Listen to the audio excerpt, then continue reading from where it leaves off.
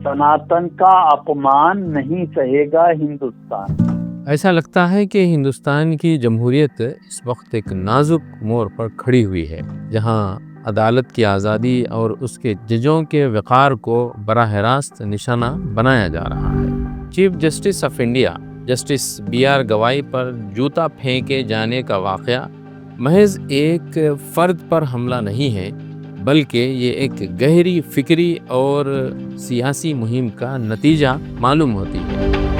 एक ऐसी मुहिम जिसमें हिंदुत्व नवाज हल्के, सोशल मीडिया इन्फ्लुएंसर्स और सियासी खामोशी, ये सब एक लड़ी में जुड़े हुए दिखाई देते हैं। ये लम्हा उस वक्त हुआ जब जस्टिस गवाई ने एक मुकदमे की समाअत के दौरान विष्णु देवता से मुताल्लिक पिटीशन पर तंज़िया अंदाज में कहा था कि अगर आप वाकई भगवान विष्णु के भक्त हैं तो उनसे खुद कहिए कि वो कुछ करें। बस इतनी सी बात पर एक शदीद मजहबी तूफान उठ खड़ा हुआ। नाज़रीन, आप देख रहे हैं व्यूज़ ऑन न्यूज़ और मैं हूँ ज़ईमुद्दीन अहमद। आइए इसी मौजू पर आज कुछ गुफ्तगू कर लेते हैं। अदालती कार्रवाई के फ़ौरन बाद दाएं बाजू के प्रो हिंदुत्व अकाउंट्स ने एक मुनज़्ज़म मुहिम शुरू कर दी। इम्पीच CJI इस हैशटैग के तहत सैकड़ों ट्वीट्स में चीफ जस्टिस को हिंदू मुखालिफ, अम्बेडकरी जज और विष्णु मुखालिफ करार दिया जाने लगा। इसी दौरान एक दाएं बाजू के इन्फ्लुएंसर कक्की सिंह ने एक AI से तैयार करदा वीडियो भी पोस्ट कर दी, जिसमें जस्टिस गवाई को एक मिट्टी के घड़े के साथ दिखाया गया है। वही घड़ा जो सदियों तक अछूतों को जिल्लत की अलामत के तौर पर पहनने पर मजबूर किया जाता रहा। इस वीडियो में उनके चेहरे को नीला रंग करके जूते से मारने की हरकत दिखाई गई, जो इंतहाई अफसोसनाक है। दरअसल ये सारी हरकतें एक मखसूस ज़हनियत की अक्कासी करती हैं। ये वीडियो महज एक इश्तियाल अंगेज पोस्ट नहीं थी, बल्कि एक समाजी ज़हनियत का इजहार थी जो दलित शनाख्त रखने वाले किसी भी बाइख्तियार शख्स को बर्दाश्त करने पर आमदा नहीं है। इस वीडियो को हज़ारों बार शेयर किया गया और आज तक हज़फ भी नहीं किया गया, जबकि ये वीडियो बनाई जा रही है उस वक़्त तक। दिलचस्प बात यह है नाज़रीन कि इस वाक़े के बाद जो शख्स ने, जिसका नाम डॉक्टर राकेश किशोर है, उसने चीफ जस्टिस पर जूता फेंकने का इर्तिकाब किया। वो खुद भी सनातनी और हिंदू धर्म का मुहाफिज बता रहा है। इसने इंटरव्यूज में कहा है कि मुझे कोई पछतावा नहीं है, मैंने भगवान के नाम पर ये अमल किया है। No remorse. I did the right thing. I considered every consequence that I will be going to jail and I will be suffering there, but for in the name of God, because God was provoking me to do all these things. I did that, so no problem. सनातन का अपमान नहीं सहेगा हिंदुस्तान। जब इससे पूछा गया कि क्या वो खुद दलित है, तो उसने जवाब दिया, हो सकता है मैं भी दलित हूँ, लेकिन अगर कोई शख्स बौद्ध धर्म अपना लेता है तो वो दलित कैसे रहता है। यह सब ज़हनियत की बात है। ये जुमले हिंदुत्व की गहरी मुनाफिकत को जाहिर करते हैं। एक तरफ वो दलितों को हिंदू समाज का हिस्सा बताकर वोट बैंक बनाए रखते हैं, तो दूसरी तरफ जब कोई दलित मनसब या फिक्री आज़ादी हासिल करता है तो उसे अम्बेडकरी कहकर अलग कर दिया जाता है। ये पहला मौका नहीं है नाज़रीन कि अदलिया के नुमाइंदे को हिंदुत्व मुहल्लकों ने या हिंदुत्व वालों ने निशाना बनाया है। गुज़िश्ता बरसों में कई बार जजों को लिबरल और हिंदू मुखालिफ कहकर ट्रोल भी किया गया था। दरअसल हिंदुत्व की फ़िक्र के बुनियादी खद्दोखाल में रियासत की बालादस्ती को मजहबी रंग देने का रुझान पाया जाता है। RSS की फ़िक्री जो रिवायात हैं, उसमें अदलिया को कभी भी खुद मुख्तार इदारा तस्लीम नहीं किया गया, बल्कि वो इसी कौमी सखाफत के ताबे समझा जाता है। गोलवारकर और सावरकर के नज़रियात में कौम एक मजहबी और तहजीबी इकाई है, और जो इदारे इस हिंदू राष्ट्र के मफहूम से इख्तिलाफ करें वो गद्दार या दुश्मन करार पाते हैं।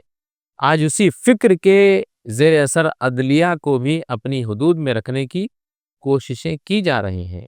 ناظرین، مودی حکومت کی خاموشی اور اس کا دوغلا رویہ بھی بڑا معنی خیز ہے۔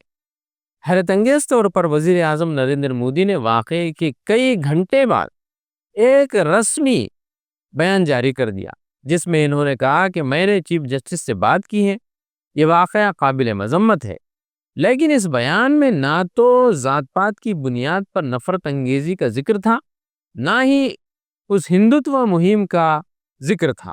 دوسری طرف ہندوتو نواز اکاؤنٹس نے مودی پر بھی تنقید کی ہے، امبیڈکری ہو جانے کا ان پر الزام بھی لگایا ہے۔ ایک اکاؤنٹ میں لکھا ہے کہ اب آپ صرف بھیم آرمی کے لیڈر ہیں، ہندوؤں کے نہیں۔ یہ وہی فکری تضاد ہے جو ہندوتو کی سیاست میں ہمیشہ موجود رہا ہے۔ انہیں اقتدار کے لیے دلتوں کی سیاسی حمایت ضروری ہے، مگر سماجی سطح پر ان کی برابری ناقابل قبول ہے۔ دائیں بازو کے انفلوئنسرز کی اشتعال انگیزی پر بھی ایک نظر ڈالیے۔ پرو ہندوتو یوٹیوبر اجیت بھارتی نے واقعے کے فوراً بعد لکھا، یہ صرف آغاز ہے، جو جج ہندوؤں کی توہین کرے گا اس کے ساتھ سڑک پر یہی سلوک کیا جائے گا۔ اگرچہ یہ پوسٹ بعد میں حذف کر دی گئی یعنی ڈیلیٹ کر دی گئی، لیکن اس کی بازگشت پورے دائیں بازو کے ہندوتو وادیوں کے حلقوں میں سنائی دینے لگی ہے۔ مشن امبیڈکر نامی تنظیم نے اٹارنی جنرل سے مطالبہ کیا کہ اجیت بھارتی اور مذہبی مخرر انیرودھ آچاریہ کے خلاف توہین عدالت کی کارروائی کی جائے۔ یہ واقعہ اس بات کا ثبوت ہے کہ عدلیہ مخالف مہم ایک اچانک رد عمل نہیں ہے، بلکہ ایک منصوبہ بند اور سوچی سمجھی سازش اور ایک پروپیگنڈا ہے جو کئی دہائیوں سے کیا جا رہا ہے۔ اس واقعے کو اگر وسیع تناظر میں براڈ ایسپیکٹ میں دیکھا جائے تو یہ ہندوتو سیاست کے 3 ستون کو واضح کرتا ہے۔ وہ کیا ہے؟ پہلا یہ ہے کہ مذہب کو جذباتی ہتھیار بنایا جائے۔